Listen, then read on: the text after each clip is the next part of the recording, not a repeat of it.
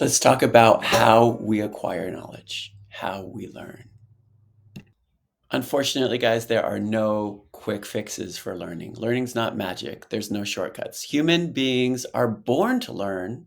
It's natural to learn, but we're actually much better at forgetting than acquiring new knowledge. To learn well, we've got to put in the time and practice. 15 minutes. That's about as long as anyone can focus on a task. Then we start to get distracted. So take a break. Respect the way your mind wants to learn. Go grab a glass of water or listen to the birds or tell a joke to a friend, and then come back refreshed and ready to refocus and learn some more. The Pomodoro method is based on this kind of knowledge. Similarly, it's better to learn material in blocks, spaced out. So, learning in 3 periods of 20 minutes over 3 days is better than learning in one single hour-long session. You're spending the same amount of time, but you're getting much more out of your learning by repeating it over and over in different contexts and over different periods. Another important element is to make sure that we are connecting new information and skills to things that we already know. So we need to make connections with prior knowledge to the new knowledge that we're trying to learn and put it together into a kind of sense of pattern.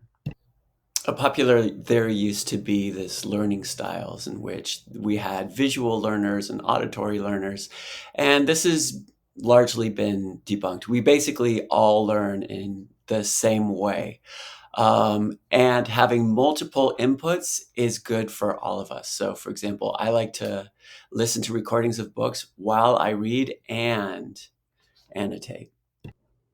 Once we've learned and think we've forgotten something, it actually can be pretty easily reacquired. You know, people say it's like riding a bike.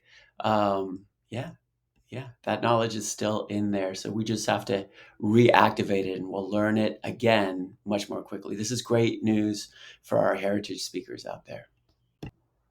As much as we'd like to believe that it is, learning is not always pleasant and it's not always fun.